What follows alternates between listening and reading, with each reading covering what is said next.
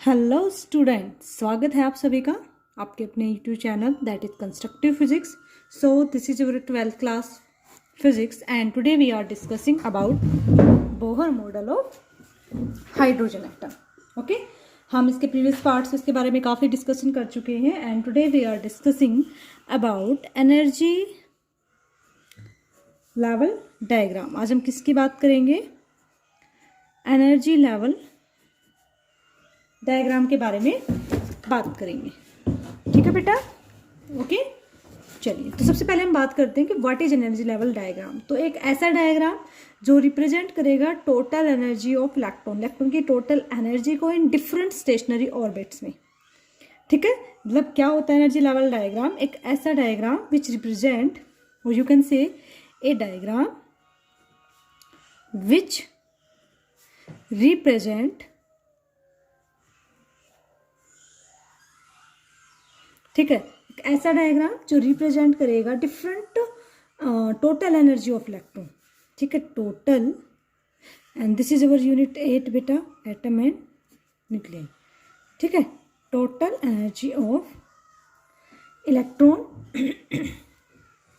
Okay, total energy किसी भी electron different stationery orbits में, जो कि हम ऑलरेडी फाइंड आउट कर चुके हैं इन डिफरेंट स्टेशनरी ऑर्बिट्स। ठीक है, तो ये आप इसकी डेफिनेशन यहाँ से नोट डाउन कर लीजिएगा। Okay, of an atom. So this is called energy level diagram. तो इस डायग्राम में हम क्या करते हैं, एक साइड तो इलेक्ट्रॉन की टोटल एनर्जी लेते हैं, ठीक है, उसको हम हॉरिजॉन्टल लाइन से, एनर्जी को हम किससे शो करते हैं? हॉरिजॉन्टल लाइन से। और एक साइड हम क्या करेंगे, उसके ऑर्बिट्स को लेंगे। ठीक है, एक साइड उसकी एनर्जी लेवल के लिए हम एक हॉरिजॉन्टल लाइन डिस्कवर करेंगे। ठीक है, और हॉरिजॉन्टल लाइंस के बिहाफ पे हम उसके डिफरेंट लेवल्स पे उसकी एनर्जी बताएंगे। ठीक है, सो हमें पता है, we know, since we know, हमें ऑलरेडी पता है दैट जो एनर्जी का फॉर्मूला हम ऑलरेडी फाइंड आउट कर चुके हैं, this is -2 pi square m k square E4 upon n square h square. This is the formula for finding energy. ठीक है, जब हमने इन सबकी वैल्यूज इसमें पुट करी थी, सभी की वैल्यूज पुट करी थी, then we are getting the formula of energy is -13.6 by n square electron volt. ठीक है, जब हमने इसको सोल्व किया then we are getting this energy. तो यहाँ पे हम n की वैल्यू पुट कर देंगे 1 2 3 एंड लाइक दैट। तो जब इसमें हम if n is equal to 1, ठीक है, अगर हम n को 1 पुट करेंगे तो ये आपका E1 निकलेगा। ठीक है, और ये कितना हो जाएगा? -13.6 electron volt. If n is equal to 2, अगर आप n को 2 पुट करेंगे then E2 is equal to -13.6 by 2 का स्क्वायर, दैट इज -13.6 बाई 4। और जब इसको आप सोल्व करेंगे then you are getting -1.51 electron volt. ठीक है, इसी तरीके से n इज इक्वल टू हम 3 पुट करेंगे then we are getting E3। So same method से हम इसको सोल्व करेंगे। ठीक है, सॉरी बेटा, ये आपका 3.4 होएगा। ठीक है, अप्रॉक्सीमेट 3.4। ओके, और जब हम इसको दोबारा से सोल्व करेंगे तो -13.6 बाई 3 का square and then we are getting, ठीक है, -1.51 इलेक्ट्रॉन वोल्ट। इसी सीरीज में आप इसको n को 4 पुट कीजिएगा, तब आपका E4 फाइंड आउट कर लेंगे आप, एंड दिस इज -13.6 बाई 4 का स्क्वायर। ठीक है, and after you solving then you are getting -0.85 electron volt. तो इस तरीके से आपको क्या दिखाई दे रहा है कि जो एनर्जी है वो कंटिन्यू इंक्रीज होती जा रही है। ठीक है, क्योंकि आपको पता नेगेटिव में नंबर बढ़ रहा है तो एनर्जी कंटिन्यू इंक्रीज होती जा रही है। ठीक है, सो आपको दिखाई क्या दे रहा है? आपको रियल दिखाई दे, जैसे आप n को क्या करते जा रहे हो, n को हम इंक्रीज कर रहे हैं। ठीक है, तो E जो हमारा है, E वो क्या हो रहा है? Less negative. लेस नेगेटिव का मतलब क्या होता है कि धीरे धीरे कम नेगेटिव होता जा रहा है। तो एक सिचुएशन ऐसी आएगी, if I put n is equal to infinity, जब मैं n को इन्फिनिटी पुट करूंगी तो क्या हो जाएगा? -13.6 बाई इन्फिनिटी, और समथिंग बाई इन्फिनिटी क्या होता है? 0। तो ये कंडीशन आ जाएगी, फाइनली आपकी एनर्जी 0 पे पहुंच जाएगी। ठीक है, तो एनर्जी लेवल जो हाइड्रोजन के होते हैं उनको हम डिफरेंट एनर्जी लेवल डायग्राम से रिप्रेजेंट कर सकते हैं। क्लियर? तो एनर्जी एटम की किसी भी तरीके से, जब एक इलेक्ट्रॉन है उसको हम रिमूव करते हैं तो हमें हर एक उसके अंदर इतनी इतनी एनर्जी कम से कम चाहिए होती है। ठीक है, तो आपको दिखाई दे रहा है कि जैसे जैसे आपका ये इंक्रीज होता जा रहा है, ओके, तो एज ए इंक्रीज एनर्जी जिस तरीके से इंक्रीज होती जा रही है, तो इससे क्या हो रहा है कि जो एक्साइटेड स्टेट से कम क्लोजर एंड क्लोजर, ठीक है, वो एक दूसरे के पास क्या आ जाएंगे, धीरे धीरे सारी स्टेट्स एक दूसरे के क्लोज आती चली जाएगी। तो चलिए अब हम बना लेते हैं अपना energy level diagram. So now we have to make energy level diagram. ठीक है, तो एक इस तरीके से आप एक वर्टिकल लाइन लेंगे, ओके, और इस तरीके से हम क्या करेंगे, इसमें एनर्जी का एक लेवल इसमें डिस्क्राइब करेंगे। So student, here we draw energy level diagram. This line represent energy and energy is in electron volt. ठीक है, तो देखिए बेटा, एनर्जी जो लेवल हमने बनाया है ये एक हाइड्रोजन एटम के लिए, किसके लिए है, first of all this is for hydrogen atom. और इस एनर्जी लेवल डायग्राम से ये अलग अलग स्पेक्ट्रल सीरीज के लिए बनाया गया है। इस डायग्राम से हम क्या कर सकते हैं, from this diagram we can calculate, हम क्या क्या कैलकुलेट कर सकते हैं इस डायग्राम से, energy, wave number and frequency. ठीक है, किसी भी लाइन का, ठीक है, ये हम इससे मेजर कर सकते हैं। This is energy level diagram of hydrogen atom. तो अगर आपको हाइड्रोजन एटम का एनर्जी लेवल डायग्राम बनाना आता है तो आपको इस तरीके से बनाना है। ठीक है, समझ गए आप सारी बातों को। ठीक है, जब देखिए ये दिस इज लाइमन सीरीज, इसको बोलते हैं लाइमन सीरीज। अगर ग्राउंड स्टेट आपकी 1 से स्टार्ट हो रही है तो this is called Lyman series. ठीक है, तो इसमें इलेक्ट्रॉन हर जगह से एक्साइटेड होके आ सकते हैं। ठीक है, फाइनली वो आएगा, लेकिन वो आके कहाँ आ जाएगा, n इज इक्वल टू 1 पे। ठीक है, फिर सेकंड लेवल से आएगा, फिर थर्ड लेवल से आएगा, फिर फोर्थ लेवल से आएगा। तो इसी तरीके से कहाँ तक आता रहेगा, वो इन्फिनिटी तक आता रहेगा, इन्फिनिटी से आता रहेगा। ठीक है, उसके बाद बामर, बामर में क्या होगा, जो भी एक्साइटेड इलेक्ट्रॉन है ग्राउंड स्टेट उसकी क्या रहेगी, जब वो 2 से 3 4 5 इनमें जाएगा, 1 में नहीं जाएगा, तो ये बामर सीरीज होती है। बामर के लिए था कि जितने भी इलेक्ट्रॉन होंगे वो एक्साइटेड होंगे, लेकिन वो सारे सिर्फ इसी के लिए होंगे, इसी लेवल के लिए। ठीक है, समझ गए, इस तरीके से तो 2 पे आएंगे। इसी तरीके से हम तरीका बना सकते हैं कि जैसे यहाँ से एक्साइटेड होगा, उसके बाद वो यहाँ से होगा, फिर वो यहाँ से होगा। Okay, this is called past chain. ठीक है, इस तरीके से आप n इक्वल टू 4 के लिए भी बना सकते हैं। तो आप जैसे देख भी रहे हो कि जैसे जैसे आगे जाता जा रहा है ये इससे क्लोजर होता जा रहा है। ये पास्ट चेन के लिए हो जाएगा, ठीक है, ये ब्रैकेट के लिए हो जाएगा, सॉरी, ठीक है, ये पी फंड, इस तरीके से अलग अलग उनके लिए होता रहेगा। ठीक है, तो काफ़ी इन्फिनिटी तक चला जाएगा हमारा। तो इस तरीके से एनर्जी लेवल डायग्राम है, और आपको इस तरीके से इनके एनर्जी लेवल्स को देखते हुए ड्रॉ करना है। ठीक है, सारा समझ गए आपका। चलिए एक न्यूमेरिकल प्रैक्टिस कर लेते हैं। सो student, here is a question. Question is saying calculate radius of third orbit of hydrogen atom. ठीक है, और उसी ऑर्बिट के लिए हमें क्या करनी है, टोटल एनर्जी भी फाइंड आउट करनी है। ठीक है, तो क्या क्या फाइंड आउट करना है आपको, रेडियस, यानी कि आपको आर फाइंड आउट करना है। ठीक है, और आपको फाइंड आउट करना है, और देखिए एन आपको थर्ड ऑर्बिट दे रखा है, तो एन आपको 3 दे रखा है। ओके, आर आपको फाइंड आउट करना है, एन आपको गिवन है, and you also find out ई।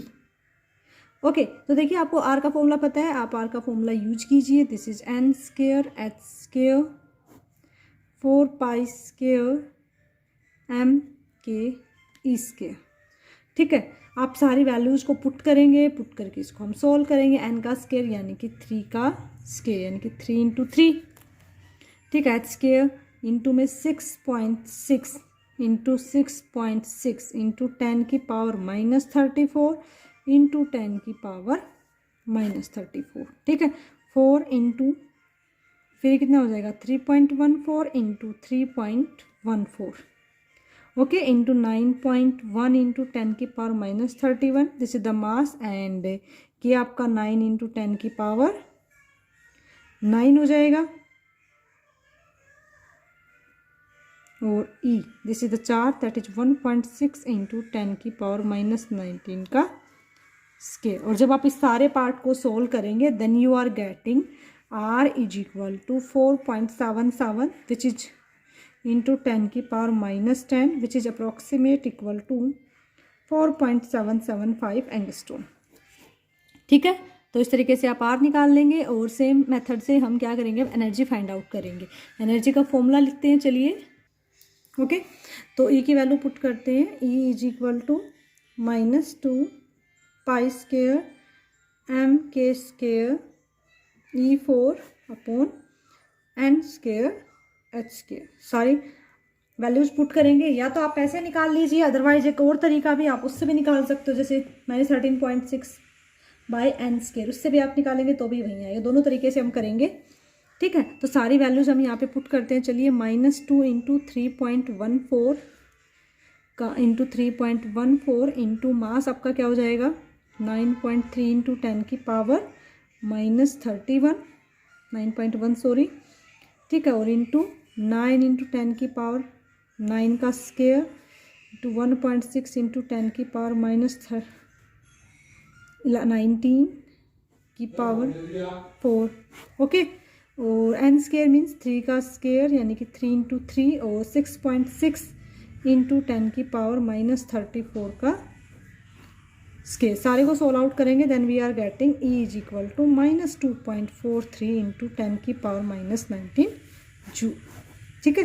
इस तरीके से भी सोल्व कर सकते हैं। अगर आप इलेक्ट्रॉन वोल्ट में फाइंड आउट करना चाहते हैं तो आप ऐसे भी निकाल सकते हो। E is equal to -13.6 by n square electron volt. तो आप सीधा यहाँ पे वैल्यूज पुट कीजिए, 3 का स्क्वेयर यानी कि 3 इंटू 3 इलेक्ट्रॉन वोल्ट। इसको आप सोल्व करेंगे तो -13.6 बाई 9, तो ये हो जाएगा। इससे आप कैंसिल आउट करोगे, -9 × 9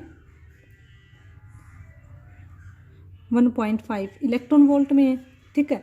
जब आप इसको जूल में कन्वर्ट करेंगे तो इसको मल्टीप्लाई कर देंगे, ठीक है।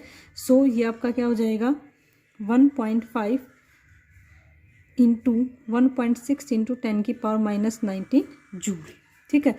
दोनों को मल्टीप्लाई कर दो,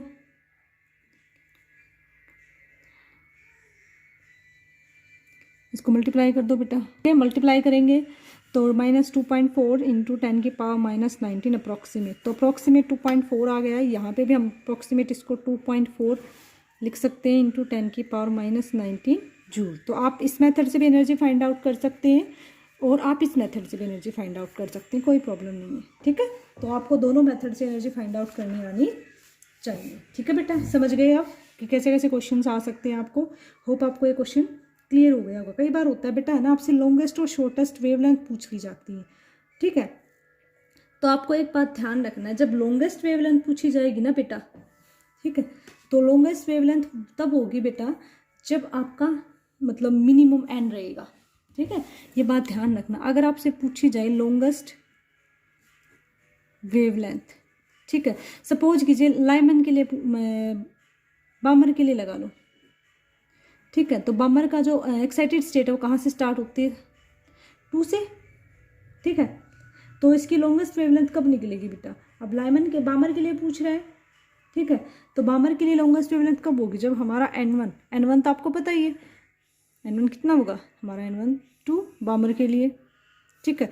यानी कि N की वैल्यू मिनिमम होगी ना, N की वैल्यू मिनिमम होगी, ठीक है, तब एनर्जी क्या होगी मैक्सिमम। क्योंकि देखिए आपको यहाँ फॉर्मूले में पता चल रहा है कि एनर्जी मैक्सिमम कब होगी, जब एन की वैल्यू मिनिमम आएगी, ठीक है। तो इस तरीके से आपको ध्यान रखना है। और जब शॉर्टेस्ट वेवलेंथ के लिए पूछे तो आपको एन को लेना है इन्फिनिटी शॉर्टेस्ट वेवलेंथ के लिए, क्योंकि ई क्या होता है एच म्यू। देखिए आप इसको ऐसे भी समझ सकते हैं, अगर आप भूल भी जाएँ तो कोई दिक्कत नहीं। E is equal to h mu is equal to 1/n square. Suppose कीजिए आप ऐसे लीजिए, म्यू क्या होता है C/λ, C/λ is equal to 1/n square, ठीक है। तो यानी कि ये लैम्डा डायरेक्टली प्रोपोर्शनल हो गया ना n स्क्वायर की, ठीक है। तो लैम्डा ज़्यादा कब होगा, जब n भी क्या होगा आपका ये होगा, ठीक है। वो इस तरीके से आप इसको ध्यान रख सकते हैं, ठीक है। शॉर्टेस्ट वेवलेंथ लॉन्गेस्ट वेवलेंथ का मतलब समझ में आया बेटा, ओके। तो आपको ये समझ में आ रहा है, इस तरीके से आपको सारी चीज़ें ध्यान में रखनी है, ओके। तो जो बोहर का बेटा एक सेकेंड पोस्टुलेट था, ठीक है, उसके बारे में डी ब्रोगली ने मतलब एक्सप्लेनेशन दी थी अपनी। जो बोहर का सेकंड पोस्टुलेट था, बोहर का सेकंड पोस्टुलेट क्या कहता है बेटा, इसके बाद आपका टॉपिक है डी ब्रोगली एक्सप्लेनेशन